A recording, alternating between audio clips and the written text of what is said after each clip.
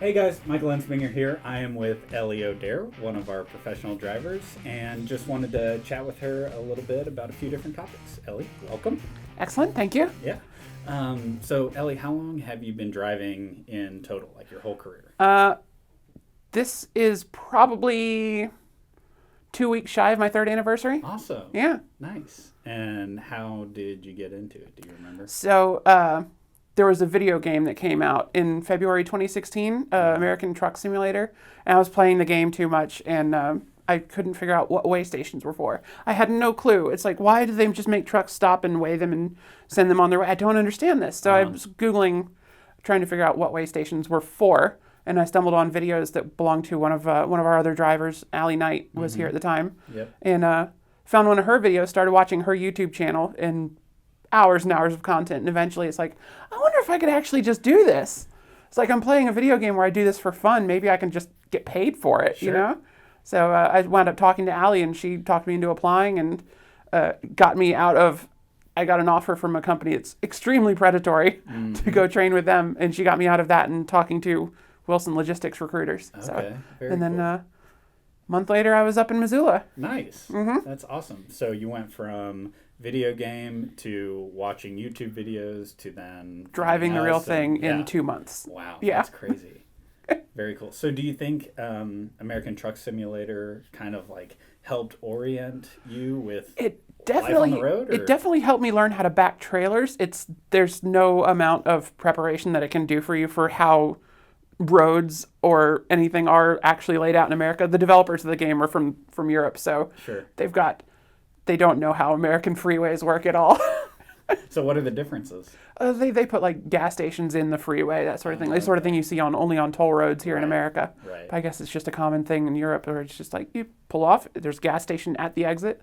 Like their rest areas have fuel stops and convenience stores in Europe, which that's not a thing here except on toll roads. Sure. So it's like that's a huge thing. But nice. So who was your trainer? Do you remember? Leah Federley. Okay. And how did that go? We had our ups and downs, but I learned a lot from her. We only had one major argument.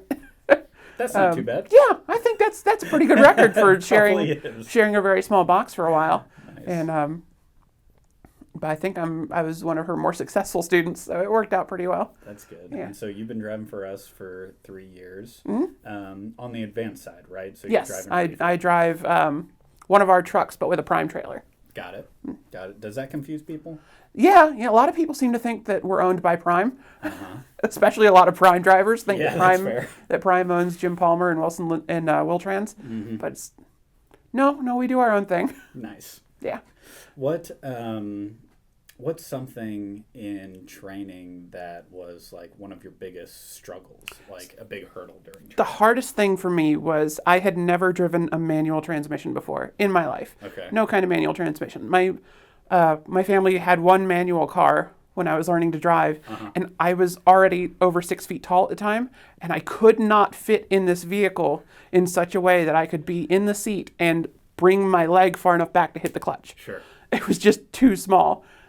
So I never learned how to shift a manual transmission. So up in Missoula, trying to get the truck just going around the parking lot that third day, and I could not get the shift pattern down. Yeah. So at the time, they had one of the sit-down simulators like we have here, but it was not working at the time. It was pretty new. I think they just bought it from Prime, I think. Wow, so you didn't get to... No, I never got to play with that one. But they took a sticky note, and on the simulator, the seat still was there. I mean, you could sit in it.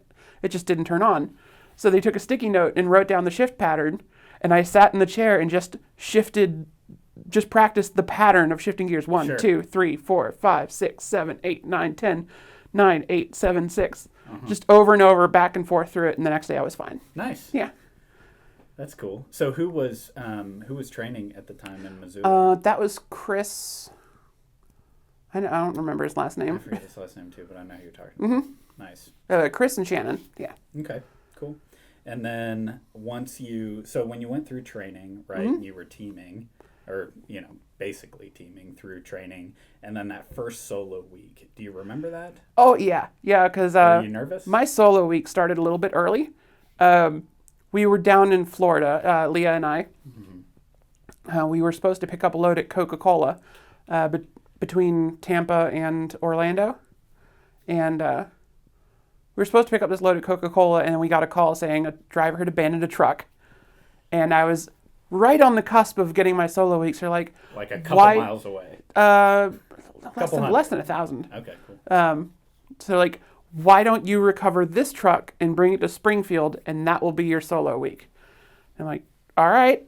So moved out of Leah's truck. Prime has a drop yard down there, and that's where the Wil-Trans driver had abandoned the truck. So it's this cherry red 2013 Wil-Trans Peterbilt, 10-speed.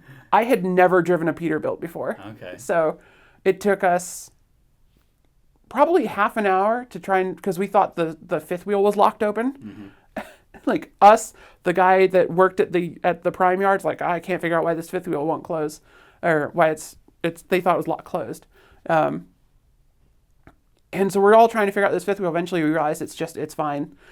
There's nothing wrong with it. It's just Peterbilt's fifth wheels are different than Freightliners.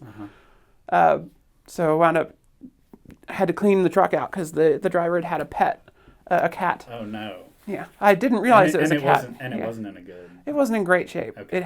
It also had a minor infestation of palmetto bugs. Yikes. Which, if you've ever been to Florida, palmetto bugs are like very large roaches. So that was your first experience driving solo. Yeah, back to yeah, it was that. Which okay. I got it pretty clean on the yard down there, but every now and then it's like, ouch. That's distracting when you're driving. A little bit, yeah, a little bit. Bugs popping up when you're driving is just terrifying. I've had at one point I had a spider drop down on my glasses while I was driving. In that truck, or no, it was in my own truck. But it was just, I'm more proud than anything that I did not crash the truck when that happened.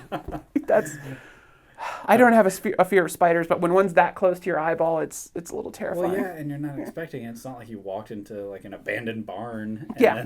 It's just like... That's scary. So you mentioned the difference between driving a Peterbilt and a Freightliner. What are you in now? I'm in a Freightliner. I've been Freightliner ever since then. I do not like Pete's. I'm too tall for Peterbilts. Yeah. I hit my head on everything in there. It's the new Freightliners have kind of started doing that as well. They've got a lot of shelves that are at head height for me, so I'm hitting my head more in this one than I used to. But we should get you into an Ultraloft just to check it out. Maybe. Not for you to have it, just to check it out. Just so I'm gonna stick to my assuming they fix it. Yeah. I'm just saying maybe that one would. Assuming they can figure out what's wrong with my my current Cascadia with the ABS system, I would very much like to keep my current Cascadia. Yeah. You're in a 2019? Yes. Nice. What do you like about it? The automatic transmission is amazing. You let that thing run at 58 mile an hour, doing its own thing it's got it calls it's IPM, Intelligent Powertrain Management. So it will throttle up as you go into a hill. As you get toward the top of the hill, it will cut the throttle, and it might even go into neutral, coast over the top of the hill, down the other side, back up to 58 mile an hour by the time you get to the bottom. And how does that do with your MPGs? The fuel economy is amazing. Yeah. It'll get fully loaded trailer, it'll get 9 miles per gallon. That's awesome. Yeah. That's super awesome. Yep. So was it a big transition for you moving from 10-speed manual to an automated transmission? Not really. I mean, it took a little getting used to. It's a paddle shifter instead of a manual shifter, but knowing how the manual transmission works, I think makes you better at switching to the automatic, because the automatic's not perfect. So sometimes it needs a little bit of help, and knowing what you're doing as far as shifting gears can really help with that. But you have some control, right? Like that's what I think a lot of drivers, or just people in general, switching to an automatic, they're like, man, I'm just not going to have any control. Yeah, no, you have lots of control. Okay. Yeah. So how so? Like you were mentioning the paddle shifters. Yeah, you pull the paddle and it will upshift if you pull the paddle. If you push the paddle, it will downshift. And it usually will stay in that gear unless it really thinks you're out of your mind and will switch back. But so when you're taking off from a stop, you can use that to shift one gear at a time through it, because otherwise it'll start skipping gears and it'll over-rev the engine. Gets you a lot of warning messages on the Qualcomm doing that. But if you just shift it manually, you can get a much smoother start. You can also lock it into a specific gear by holding down a button that's on the shifter, and then you're only shifting manually. So that's if you're on an icy road or something going down a mountain, you don't want to use your engine brakes. That's the way you keep it from shifting up, because otherwise if you're going down a hill and you don't have the engine brakes on, it'll put it into coast. It'll throw it in neutral because it thinks you're trying to save fuel. Sure. You don't want it doing that. Yeah, exactly. So, yeah, you can shift it entirely manually. It's not good for your fuel economy, and it's a little difficult because, 1, 2, 3, 4, you can't skip very easily, but right. You can control it manually entirely if you want. Yeah. I mean, fuel economy be damned when the conditions are such Right. that you don't feel Right. safe, right? Mm-hmm. So, awesome. What is a kind of a sticking point about your Cascadia? What's something you don't love? It currently the radar likes to see ghosts in front of me, so it's a safety feature. Uh-huh. So it views traffic out in front of you, Okay. and it can adjust your speed for the speed of the traffic as it moves in front of you. It's usually pretty smart. Like I've had it completely ignore if a car goes between me and if I'm following a truck, car goes between me and the truck and then takes an exit. It'll ignore that car. It'll see the car. It'll note that the car is there, but it'll keep the speed of the truck that was in front of it. Okay. And then the car will get out of the way, and then it'll just hold that speed. If the car stays there, eventually it'll start backing off to give me the same following distance that I had from So the truck. pretty intelligent. Yeah, it's a when very it smart works. system. But it sounds like yours just might not be like it maybe it got Yeah, it's off probably kilter with probably just a calibration issue, or part of the design change between the old body style Cascadia and the new one is the radar went from being one sealed unit on the old Cascadia to the radar, and then there's a gap, an air gap, where stuff can get in between the radar and its plastic cover. Yeah. And the plastic cover is now part of the grill. So there's Okay. that little gap between them. The gap's far enough that stuff can get in there, but close enough that you can't easily reach in and clean it. So maybe that causes some Yeah, issues. which I think there might be like salt and stuff getting in that and building up, Gotcha. and then the thing's just seeing its own cover and freaking out. Yeah. Do they have blind spot warning on the truck? Yes, Okay. so there's a little sensor down on the right side on mine. I think they have some trucks now that have them on both sides, but it's down on the right side on one of the side skirts. It pokes through, and it has, I think, like a 20 to 30 foot range off to the right where it'll send a warning beep if there's something there when you have Okay. the turn signals on. Is that truly your blind spot? Mm-hmm. Okay. Yeah, it's very good. Yeah. It's very accurate. It freaks out a little bit at guardrails because it will set that off if you have the hazard lights on, so that you can use it when you're backing. If something moves into your blind spot, it'll warn you. But if you're going up a hill and you've got the hazard lights on because you're just going really slow, every time you pass a guardrail, it's like, all right, I get Does it. it do anything else, or it just alerts you? Just an alert. Is Yeah. there a light too? I think that so, but I flashes? don't stare at it. So That makes sense. I'm sure there's a light, but if I'm looking to the right, I'm looking at my mirror, not at the sensor. Yeah. What? How fast is your truck governed out? 65. How do you feel about that? I don't really use 65 too terribly often.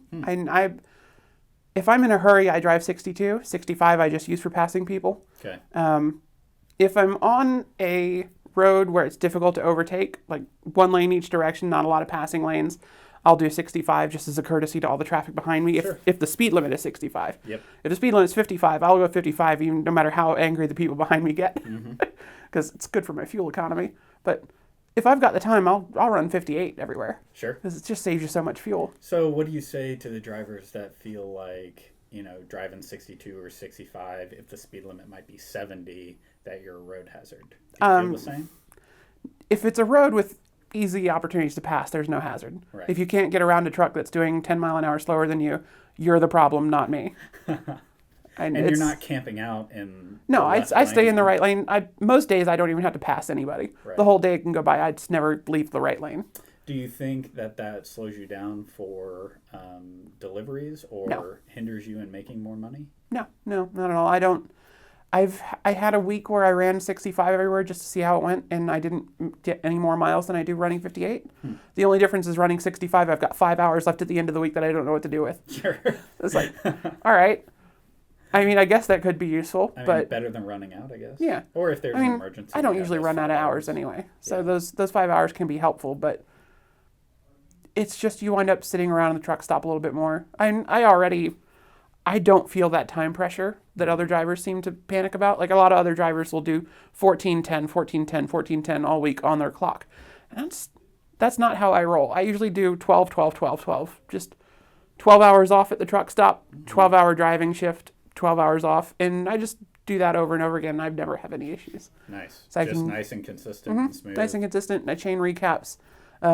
You wind up working so few hours on the days where you deliver or pick up sometimes that Right. it keeps you from running the weekly clock out. Sure. So, Well, and if you never feel like in a rush, you're not going to be making You make poor less decisions. mistakes. Yeah. It's a lot less stressful to be doing 58 versus 65, because the problem that comes from that is at 65 mile an hour, you are suddenly in a pack of thousands of other trucks that go the exact same speed that you are, except every truck is a little bit different. So this guy's 65 mile an hour might be your 64 and a half, and then you're constantly catching up with him and backing off and catching up, and that messes with your fuel economy. The Freightliners are really good because you can lock them in. They just follow somebody and stay with them pretty well. But if you're trying to manually control that, it can mess with your fuel economy because you're on the throttle a lot, and it's just frustrating, especially because nobody likes it when two trucks that are less than a mile an hour apart, one of them goes and tries and pass the other. Right. The difference that makes in your day is minuscule. Because you're a fraction of a mile an hour apart. So you're going to get to the next exit half a second sooner, 2 seconds sooner. The difference is so minimal, but you're just making everybody behind you angry. So it's like, if I'm driving 62 and I find somebody that's doing 61, I just stay behind him. It doesn't make that much difference in my day to stay behind them versus getting off. And eventually one of us is going to have to pee. So then suddenly we're not stuck anymore. That's a really good mentality, though, right? Like, just to keep it simple, just cruise and not stress as much, right? Yep. It's the amount of stress of this job is very much dependent on your attitude going into it. So what keeps you with a good attitude? It's just low stress. I like low stress. I like not getting angry at traffic. Yeah. I have a lot of relatives that get some serious road rage, and I'm a control freak, so I hate being in the passenger seat. So I'm in control in the driver's seat. I know what I can do to improve my safety to where I can be aware of what's going on around me. I know what's going on 2 miles down the road. I know what the people behind me are doing. I know what the person on my left is doing. I know if they've been coming up behind me, if they've been over the line 50 times, I know I'm hugging that right line when they're going past. And if you're always in the right lane, you've always got the shoulder. Right. That shoulder is valuable space because when people go around you, not everyone's great at holding that left lane. The left lane on most freeways is a little bit narrower too. So it's automatically narrower. Plus, truck drivers are used to holding the right side of their lane because they're usually in the right side of the highway. So a lot of trucks will drift over the line as they're going past you, especially on a windy day in Wyoming. So it's like if you're just never out of the right lane, you've always got that shoulder to move on to. You mentioned wind, so have you ever had any scares? I mean, you drive west a lot. Yes. Wyoming. Yeah. My third day out with Leah was Cheyenne, Wyoming with 60 mile an hour crosswinds. So 3 days into trucking. Did you guys shut down? 2 days. No, we did not on that one. We had a really heavy load, so we managed to get it to, it probably wasn't 60 mile an hour, so I think it was like 50 something. It was close to 60. It felt like 60 to me because I was freaking out because this is, second or third time behind the wheel of the truck with a loaded trailer. And good experience. Leah's like, we got this, just get to the truck stop and we're fine. Got to Cheyenne, swapped the trailer off with someone else, and then we were shut down for the rest of that day once we had an empty trailer. But man, that's scary. It was stressful. That was, I think, the highest wind I've driven in, just right there off the bat, right in that first week. And Baptism by fire. Yeah. Well, I have a background in weather forecasting, so I studied meteorology, specifically severe weather. So I know what a tornado can do to a truck, and I know what a tornado can do to a truck with winds that are kind of a similar speed to what you get in Wyoming, just out of the blue. Sure. And so I know what that can do. I know a 55 mile an hour wind from the right direction can roll a loaded truck if the truck's going fast enough, because it's all momentum. Right. It's all physics. So the faster you're going, the more momentum you have. So that wind comes in at the right angle. It doesn't have to knock you all the way over. It just has to shift the vector that you're traveling on enough that your center of gravity is no longer over your wheels, and then gravity does the rest. Right, and the weight of the trailer definitely matters, right? Depending on if you're empty or a light load or a full heavy load. And even not just the weight, but how it's loaded in the trailer. Sure. The higher that is, the higher your center of mass. The farther your center of mass is from your wheels, the more unstable the trailer is. Makes sense. Yeah. What app do you use to track weather? I don't use the weather apps. The weather apps... You just go outside and lick your finger? No. There's kind of a big difference there. Weather apps use computer-generated data. That computer-generated data never gets seen by a person. There's no quality control. It is raw computer data. Computers are not great weather forecasters. They're great tools, but they're not good at it. They're never specific. They're always a little bit wrong. So the best thing you can do for getting weather information for where you are is you find your local forecasters and get the information from them. Okay. Because they know what the computer models, they translate what the computers say into what's actually going to happen. Sure. And every probably every 400 or 500 miles in this country, there's a National Weather Service office. Each of those offices will have a dozen or 2 dozen forecasters that specialize in that area.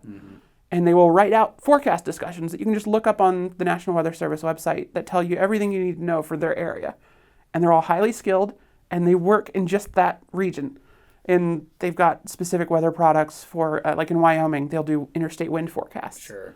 And it's so valuable, and so many drivers just use these crap apps from like the Weather Channel or just weather data. And it's like, no, just get it from the people that get paid to do this. The source. They're better. Right? Yeah, get it from the source. Yep, that makes a lot of sense. So do you access those like via Twitter? Do you follow those? Sometimes. So a lot of the Weather Service offices will maintain their own Twitter page, but generally it's just through weather.gov.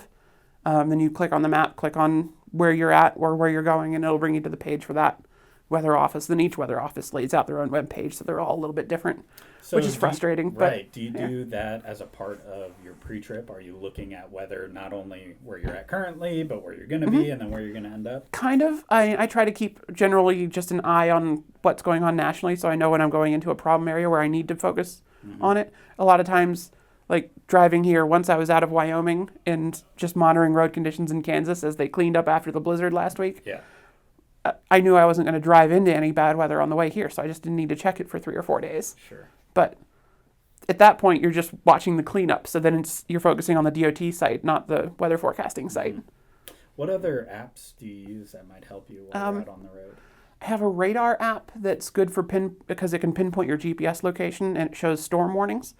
So those storm warnings are really useful because those are done by those same weather offices. They will literally on a map draw a box where the bad weather is going to be. And then this app will show your GPS dot and whether you're in that box or not. And that's all the information you need on whether or not you need to be there or not. So that's very useful information. That's nice. Radar Scope. Radar Scope. Yeah. What else? Do you use any others?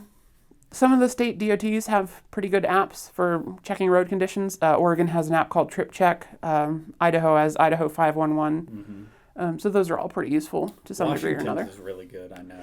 They have a pretty well with it doesn't work cameras. Washington has a lot of great data, but the app does not work very well on my phone. So I wind up just loading the web page, the desktop version, Android. Yeah. That's your problem. No, yeah, I know. I'm just kidding. You joke, but that's actually a legitimate thing. It's like iPhones are fairly standardized, so the apps tend to run better as long as you're on a relatively recent model of iPhone. All the apps are designed to work with just iPhones. Yep. Android varies wildly. So you can put Android on anything. Sure. So you never know whether an app you're downloading is going to work on your device or not. Okay. Or if it's going to work well on your device, or it might not be designed for your aspect ratio. My problem is phone's in a bag. My phone right now has a bigger screen, so a lot of apps that were designed for older phones with normal aspect ratios just look weird, or the buttons might overlap now. Expanded and just goofy. Yeah. So Android's a little bit iffy. So generally, I try to rely more on the web pages because those usually get designed better for mobile experiences, or you can just load the desktop version, turn it to the side, and it's just like looking at it on a computer. Nice. Do you have a tablet too, or just your phone? Yes, I have a tablet. What do you have? It's just an Asus tablet, Nice. Z10, I think. I got it as it was a YouTube machine, for watching and uploading videos. It was my internet connection that was not on my cell phone plan. Yeah. So talk to me about your YouTube channel. So when did you start it? How'd you get into it? Why? So the YouTube channel predates my trucking career because I was just playing video games and uploading videos because that's what people did at that time. I started the YouTube channel when I was unemployed between a fast food job and my my Best Buy job, which is what I did before I came here. Okay. And it's just stream games on Twitch, move the videos to YouTube, record videos specifically for YouTube, just playing around with it. It's just a fun hobby, like figure out how to edit videos. Sure. And So I had some gameplay stuff, and I jokingly had a series. God, what did I call it? Workaholic is what I called it, because I noticed that I played a lot of video games that were just things that other people did for jobs. So like truck simulator, train simulator, farm simulator, Yeah. stuff like that. So I just had that ongoing series where it's like just random simulators. So that was got me a few viewers. One of the train simulator videos kind of exploded at one point. I don't know why. What happened on it? No clue. Just people. I must have just given it a good title. It popped up in a lot of searches. I have no idea what was different about it versus everything else, but it got tons and tons of views. And so that got my channel monetized. What's the name of that video? Do you It was just like remember? a CSX on the Northeast Corridor or something. Okay. I think people might have thought it was not a train simulator vid or something. Like they just thought it was a freight train on the Northeast Corridor, which is like it's a passenger. It's not a good video. I don't understand why people watched it so much, but it got my channel monetized. Nice. So when I went into trucking and started just recording vlogs and stuff, I already had that head start of my channel can run ads, Sure. and I can generate a small income off of that. Yep. Which is basically like, I think I might have broken even by now on the GoPro that I bought right off the bat, maybe. Are you still producing videos? Yes, I'm currently in an annoying little gap where a bunch of my electronics all broke at the same time. No. So a couple of my batteries for my GoPro are dying. My GoPro doesn't like talking to the microphone anymore. It doesn't like talking to the app on my tablet, and my laptop stopped charging. So the laptop is where I edited everything. So now I've got this ad hoc setup where I record single take videos because I can't edit anymore. And I have to keep them under 10 minutes and 25 seconds or they split into multiple files. And then I have to upload them separately, Yikes. which viewers don't like. Maybe we can help you out. I don't know how I can. with your equipment. But I'll get another laptop eventually, but it's just that piling up right when I moved as well. It was just the problem there. And I've still got to do my taxes, so I don't want to spend a bunch of money right before that. yeah, that makes sense. Everybody owes money this year. I'm kidding. Tell me about your move. So where'd you move from? And So I was still living out of my tiny basement apartment in Virginia, the same place I moved into when I first moved out of my parents' house. Okay. So literally half underground, basement apartment, 5 miles? No, 2 miles from a swamp. I've got a river in my backyard, and I've got a swamp on the other side of the street. Like this is such a swampy mess that the CSX line that runs through my hometown is built up on this pile of dirt that's 30 feet above the swamp. Yikes. Just because otherwise it would get overgrown too fast. And it's just a swampy mess. It's awful. There's so many mosquitoes. Never made it there. You probably never made it there often, did you? I avoided going into the swamp personally, but I didn't like going home that much. I mean, I like it better out west. Sure. So I'd spend home time in like Missoula or California. I'd take a day off, just some random place, get a hotel room. And that was more enjoyable to me than going home to my little damp, tiny apartment. And it was always frustrating because I lived in the part of Virginia where you're just close enough that the load that takes you home has like a 70% chance of making you drive through Washington, D.C. And Beltway traffic is horrific. It is so bad. Almost every time of day. You can drive through in the middle of the night and you'll still hit traffic. Yikes. Yeah. So you're happy to get away from that. Happy to get away from that. That makes sense. Yeah. Never drive through Philadelphia again, I hope. What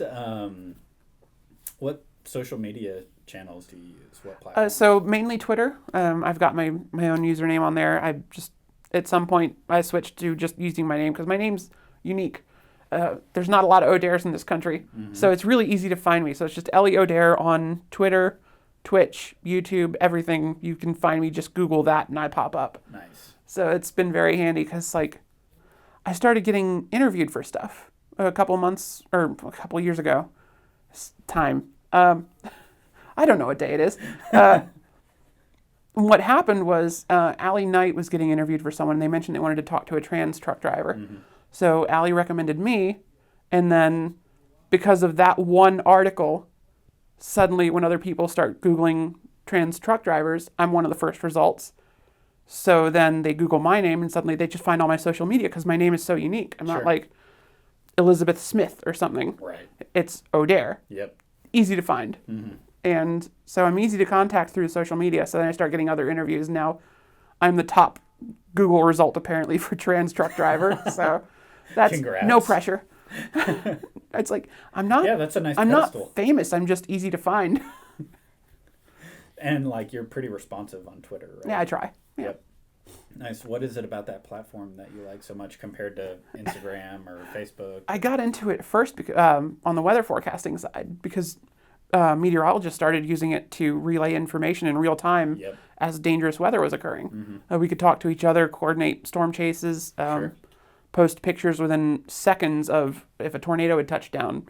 You've got that up, and they can throw it on the news media right away. Yep. Because all the meteorologists were friends with the local news media.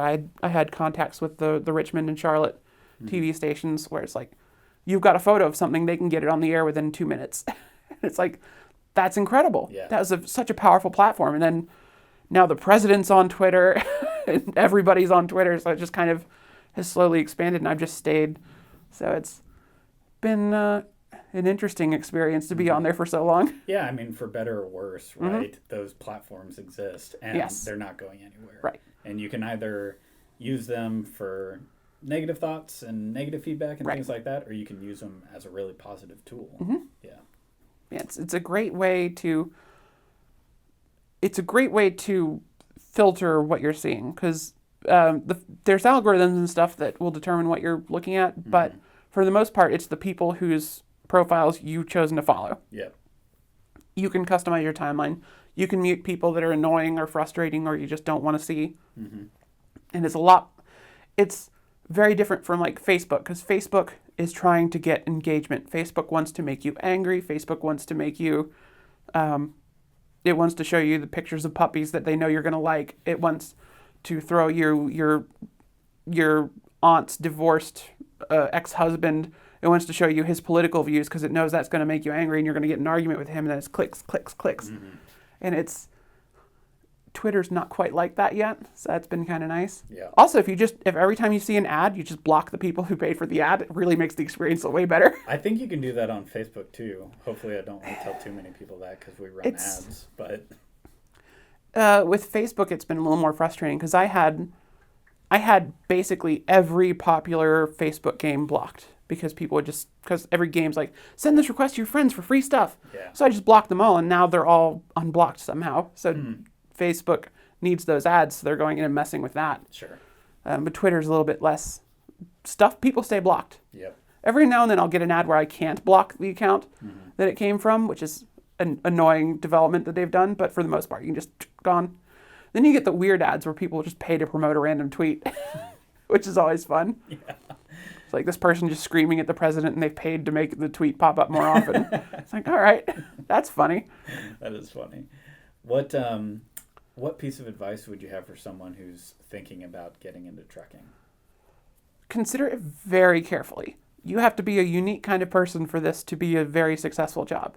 I like being away from home. I don't have large family groups that I need to be back and visit all the time. Sure. I don't desperately need time off all the time. Like if you've got that wanderlust that I have, this can be a great job, but you need to be aware of what you're sacrificing before you go into it. And also, very good idea to be ahead on your bills before you come out here. Because that first couple months, we do have paid training here, but that first couple months can be rough. Yep. When you're first getting out onto it. For sure. That makes Especially if you're starting in the winter, because you might have shutdowns. You're not that experienced of a driver, so there's a lot of situations where you shouldn't be driving because of just weather. So if you're training in the winter, especially, that's something you need to be aware of. You're not going to make quite as much money as you could. Yeah. So it's good to be ahead on your bills. Just that's one less thing to stress about while you're out there. That makes like sense. if you're taking advances to pay off your rent while you're out on the road, that's going to be a problem very quickly. Yep. Is there something you wish you did prior to joining the training program? I kind of wish I'd gotten out of my apartment before I came out here because it was just this albatross around my neck for a while. It's like just $600 to this apartment that I'm never in every month. That's hard though, right? I mean, it's hard. Well, especially if because you're making a big leap to go for you all the way to Missoula, Montana to join that training program, meet people you've never met, right? I mean, you had that connection with Allie, which probably That definitely helped. More, yeah, a little more comfort, but still a big commitment. I was originally supposed to come to Springfield, but the week that I was set to start, my sister was moving from Norfolk, Virginia to Rapid City, South Dakota, and she needed someone to drive her car. Huh. So I drove her car from Norfolk to South Dakota, and then I was supposed to rent a car and drive the rest of the way to Missoula. Yep. And that all fell apart. They wouldn't rent it to me because I only had a debit card, not a credit card, and the company tried to just pay for the car for me. They wouldn't let them do that because they weren't the ones driving it. Thing to do. It was just, everything kind of fell apart, and I'm just like, you know what? Nope, I'm solving this. And I just threw money at it and got a bus ticket. Did you? Yeah. So you did the drive to South Dakota and then a bus from there? Right. Well, that's a hell of a lot easier It was than great. a Greyhound Yeah, from I got to see Virginia. Devil's Tower. Nice. Yeah, that was fun. That's cool. What's something out on the road that you've done that you wouldn't have otherwise done if you weren't in trucking? So, have you ever seen the movie Contact? Who's in it? Jodie Foster, Matthew McConaughey. Yes. Yeah. So that is filmed, a very large part of that is filmed out in the New Mexico desert at an observatory called the Very Large Array, the Carl Jansky Very Large Array, the VLA. Okay. It is this array, it's a Y-shaped array of radio telescopes where they can rearrange the individual telescopes. They've got railroad tracks that go out in like 20 miles in every direction. So they can literally pick up and move these giant satellite dishes. And and depending on how they configure them, it changes the resolution of the telescope because they use the entire basin that they're in as basically the lens of this telescope, because the radio telescopes kind of just add on to each other the more you have. Mm-hmm. So I got a load that routed down this highway that literally goes through the middle of the telescope array. And so I stopped there, parked really far away because we've got tons of radio equipment that can interfere with that. And parked like 2 miles up the road and walked in and went through the visitor center the next morning. And it's just, I would never have gotten out into the middle of nowhere in New Mexico on any other job. That's not a thing that you can do by accident anywhere else. And it was amazing. That's cool. Yeah, absolutely amazing. That's awesome. So I've got a bunch of great pics of my first truck just out there in this field with the radio telescopes from Contact behind it. Mm-hmm. So, what year was your first truck? You said it was a Cascadia. So my first truck was JP0001, the first Cascadia that Wilson bought after he purchased Jim Palmer. Nice. So the inaugural Cascadia. Yeah, so that was pretty cool. That was a 2015 with a 10-speed transmission, and then that started having some steering issues, so I wound up switching to a 2016 10-speed that was a 109. Gotcha. And then 109 is the one that I traded up to my current truck, which is JP200. Nice. So I got a nice even number again. That's a good one. Yeah. Are you leasing? Yes, Okay. That's why I got out of my old truck. It's like, I just want to lease a truck. Gotcha. And how's that treated you so far? Oh, it's been amazing. Yeah. I'm making so much more money as a lease operator now. I wish I'd done that like 6 months earlier.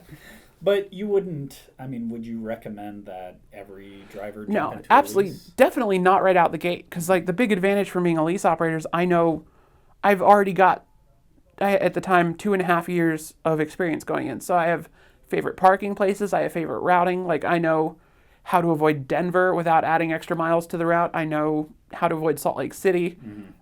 Just you've got this experience that can go into it that will save you money as a lease op. That it minimizes the mistakes you're going to make now that you're the one paying for everything. Yeah. So it's better to have, if you're going to be shutting down for weather a lot more often because you're still new at this, it's better to do that as a company driver because you're getting paid for downtime. Yep.